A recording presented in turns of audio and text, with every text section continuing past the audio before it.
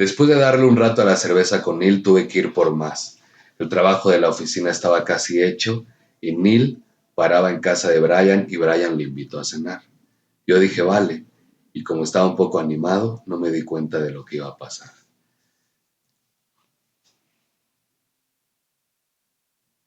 Cuando salimos empezaba a caer una lluvia muy fina, de esa que realmente jode la calle.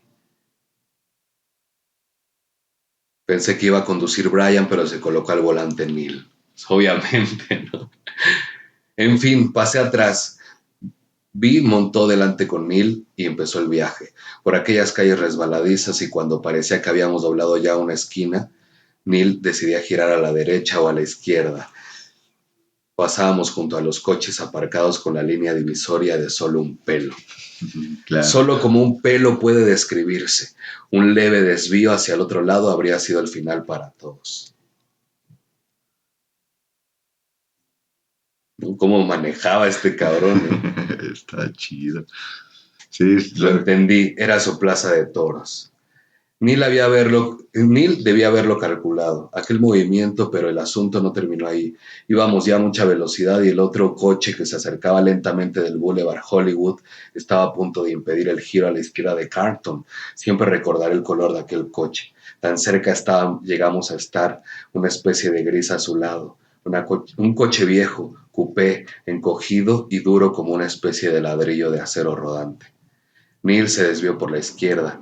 Me pareció que íbamos a embestir el otro coche por el centro. Era inevitable, pero, curiosamente, el movimiento del otro coche hacia adelante y nuestro movimiento hacia la izquierda coordinaron de modo perfecto y de nuevo el pelillo.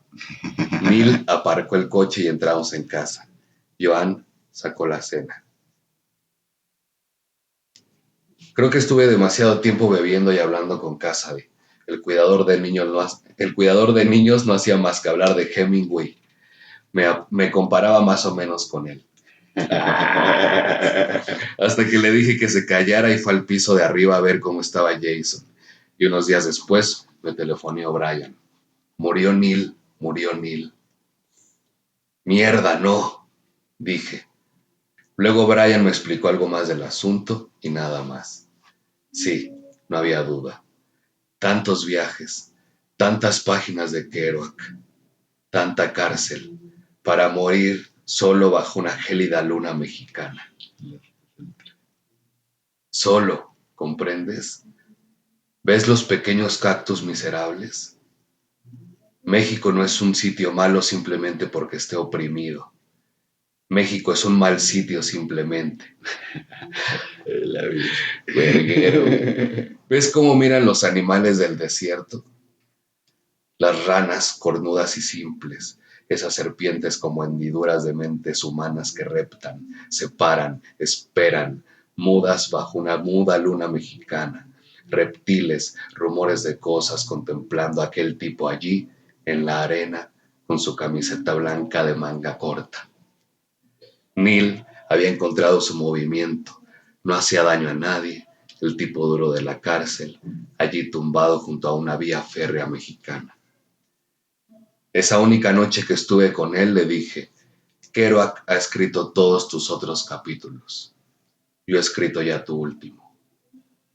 Adelante, dijo él, escríbelo. Punto y aparte.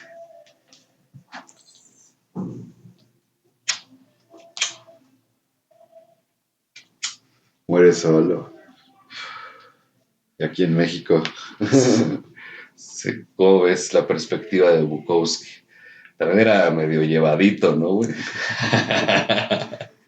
Era verguerón. Excelente crossover. Y justo, ¿no? O sea, la percepción de la generación Beat en Estados Unidos, ¿no? Fue muy famosa, fue impresionante. Uno de los libros más polémicos y más famosos fue precisamente Aullido, ¿no? Ahora hablando de otro de los personajes de la generación Beat, de los personajes clave, Allen Ginsberg. ¿Qué opinas de Allen Ginsberg? Yo creo que es el último de los poetas malditos. Le Sí, mamaba también Rimbaud, yo estoy seguro Rambo que a sí. Allen Ginsberg. Estoy, de alguna forma, Aullido y otros poemas es es una joya, ¿no? Es algo irreverente, sí, irreverente, pero también algo que es social, ¿no? Algo que tiene ese valor. Claro. Lo censuran, ¿no? Te digo, lo censuran, está chido, está chido. Justamente llega la censura en plenos años 50. Aullido censuran este libro. Es acusado De de inmoral. daños a la moral, justamente de inmoral, por obsceno, que habla justamente de la liberación sexual, Pero es la realidad, de la bebé. homosexualidad en el 57, ¿no? Imagínate. Y es enjuiciado Ferlinghetti, el editor, y es arrestado. Allen Ginsberg ni siquiera asiste al juicio, pero está pues en tela de juicio ahora sí literalmente, si entra a la cárcel o no, si el libro es totalmente ya bloqueado, güey, funado.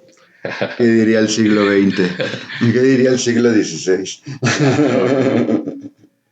Y pues finalmente el juez dictamina a favor de Aullido, porque ve en él un valor social.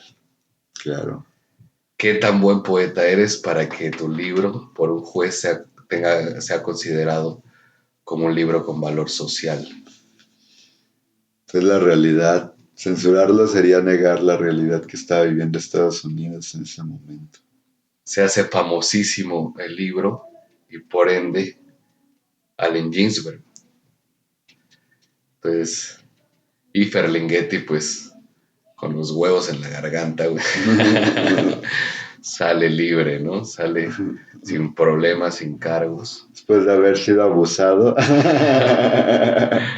por los presos de la Por los cárcel. presos de la cárcel, Ah, de no que, hay pedo, carnal, de que lo perdóname. hayan golpeado, güey. Fue Por malentendido. malentendido, en realidad sí tiene valor social, no te preocupes, los moretones se van pronto.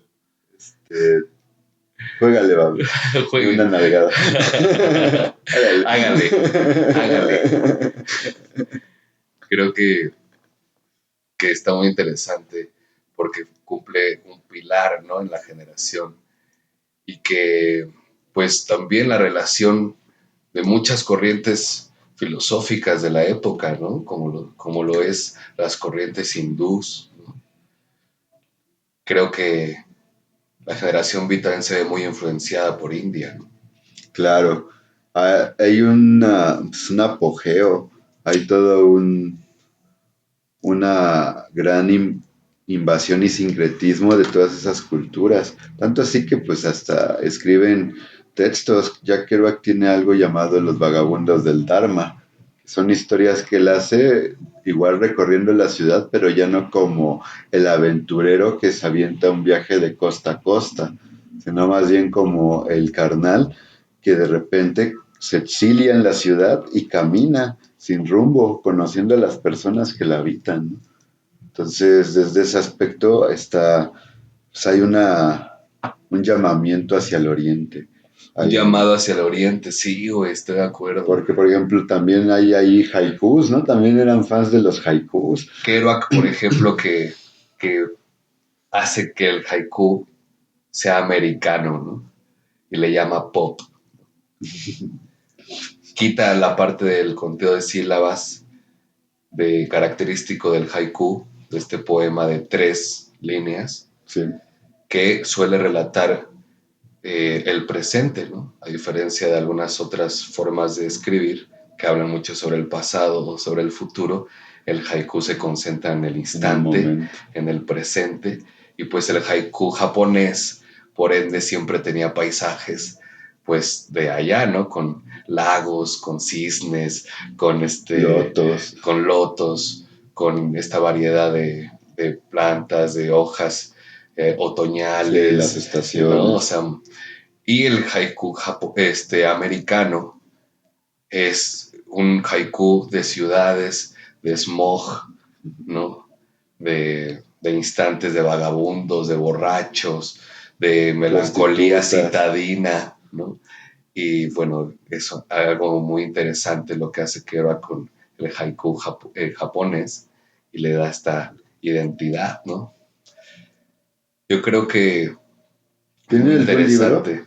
Y eso y también, obviamente, las drogas, ¿no? Pues también traídas de Oriente y y pues el LSD, ¿no? Que creo que no hemos hablado mucho sobre algo tan importante en la generación Beat como el LSD, güey.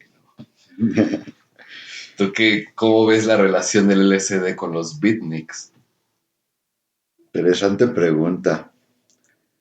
Sí, si estabas hablando de que hay una consecuencia, de que los hippies sean una consecuencia de los beatniks, pues es por justamente Ponche Ácido Lisérgico que cuenta las aventuras de Ken Casey con los alegres bromistas.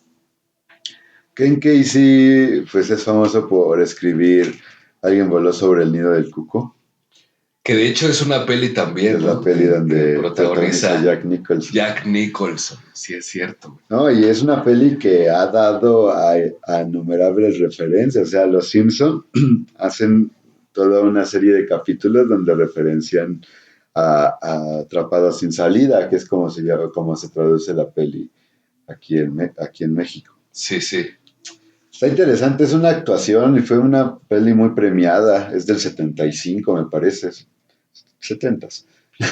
Y de hecho creo que el libro de Alguien voló sobre el nido del cuco de Ken Casey que mencionas, creo que fue su primer libro, güey.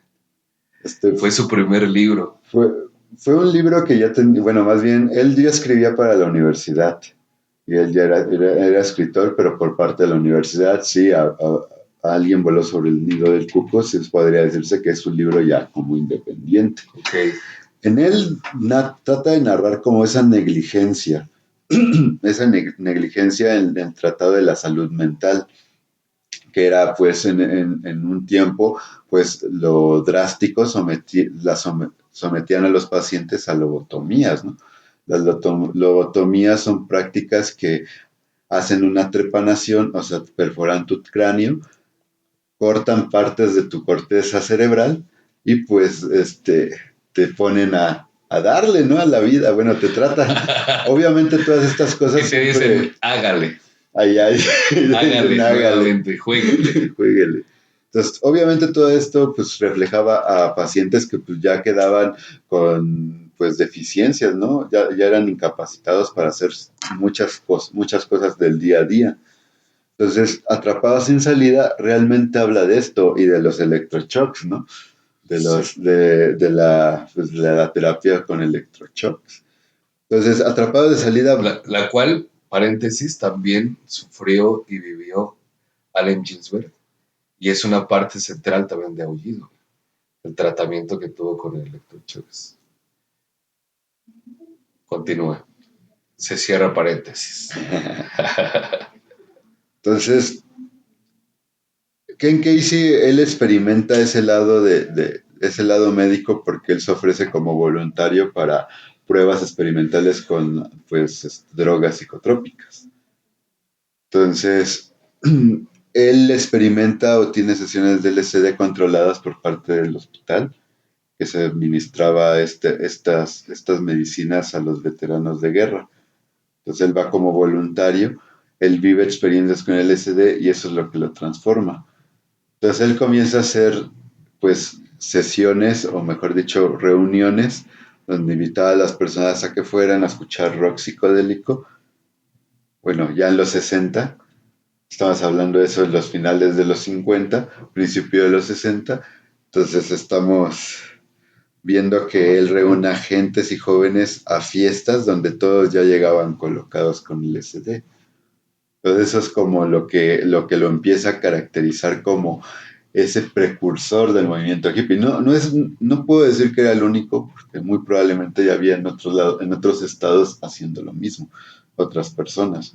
Pero sí es como lo más famoso porque está rodeado de todos estos personajes que ya estaban posicionados en la contracultura. Claro. Sales Gilbert, en este caso te digo, él Ponche de ácido disérgico, que habla de las aventuras de Ken Casey, es justamente lo que sucede después de esta situación con Ken Casey, que ya instaura lo que es ese movimiento de tomar un camión, dibujarlo con flores y colores psicodélicos y aventarte el viaje de Jack Kerouac, ¿no? Que es la Ruta 66. Y de hecho que me parece que instalaban micrófonos alrededor de este autobús o camión y ponían audífonos en cada asiento para que pudieran escuchar el sonido del ambiente mientras estaban puestos de LSD, que no eran cuadros, no eran esas dosis, ¿no? Era Era LSD sintetizado en pastillas que pues, las molían y se y, y, hacían polvo. y también líquido en jugos. Bueno, el LSD directamente en el jugo y que iban bebiendo y que tenían hay varias reservas de jugos. Por eso se llama ponche de ácido Y lisérgico. que más adelante me acuerdo que me habías contado, porque no he leído todo el libro, acerca de cómo los detienen y ellos salen esa revisión de rutina con los puercos, con la policía, y pues ellos salen arrastrándose, ¿no? Así por el pasto. Y Justamente. que los policías no pueden identificar de qué están drogados, porque el LSD no era tan conocido en ese momento. No, pues no, era todavía un misterio. Ellos popularizan ese estado, ¿no? Ellos popularizan el conocimiento de la policía del LSD, porque ese es un conocimiento científico. Y popularizan también hasta lo del autobús porque dicen que hasta los Beatles les copiaron, güey, ¿no? Qué curioso que lo mencionas. Justo hay una referencia ahí. Hay una peli que se llama Across the Universe, que es un musical con música de los Beatles. Este musical, justamente en una parte de la peli, mencionan este viaje de Ken Casey. Y Ken Casey es Bono de YouTube en la peli. En la peli YouTube toma el papel de ser Ken Casey que va a visitar a Timothy Leary. Entonces, esto sucede por varias situaciones. Están en un lado los artistas que son los Beats y por otro lado académicos como Timothy Leary y Teres McKenna que estaban estudiando filosofía y psicología en universidades como Harvard y empezaban a hacer sesiones con LSD para procesos psicoanalíticos. Entonces, eso propicia pues obviamente el veto de estos científicos de la universidad y que posteriormente se vuelvan los gurús del LSD, ¿no? Tenemos a Timothy Leary inventando técnicas de comunicación visual, tenemos a Terence McKenna, todo un botánico, y tenemos al mismo Albert Hoffman, ¿no? Escribiendo una enciclopedia de todas las plantas de todas las plantas psicoactivas de todas las culturas de países que él viajó, ¿no? Entonces, las plantas de los dioses es como se llama esa enciclopedia, que ahí en el Fondo de Cultura Económica lo pueden conseguir. Entonces, esta es una enciclopedia de esas plantas. ¿Por qué digo que el ponche ácido lisérgico es ese héroe Dean Moriarty? Justamente también encontré un texto, busqué un texto A ver, a ver qué tal, qué dice. en el cómo Tom Wolfe describe a Neil Cassady en ponche ácido. Este texto es de ponche ácido lisérgico. Ahí lo teníamos, ante nosotros en el Versailles de Casey, mostrándose, sin camisa y sacudiendo los brazos y haciendo sobresalir los oblicuos abdominales, a ambos costados como un levantador de pesas. Somos gente hip, apreciamos el bendito primitivismo, pero Casey, da a entender que había que aprender de Cassady, que nos estaba hablando, y era cierto, Cassady quería comunión intelectual, pero lo único que querían los intelectuales de él era que fuese el buen viaje, el chico de Denver, la criatura natural entre ellos. A veces Cassady percibía que no lo aceptaban intelectualmente y se retiraba a un rincón y seguía con su monólogo maniático y murmuraba, está bien, me meteré en mi viaje, me embarcaré en mi propio viaje. Es mi viaje, ¿lo entendéis? Entonces, es un héroe, es el héroe. O sea, porque Neil Casa es el que conduce ese autobús, es el que lleva a todos ellos, y él es el que, aunque está ácido, aunque está bien pasado en anfetas, aunque está loco, nunca se estrellaron.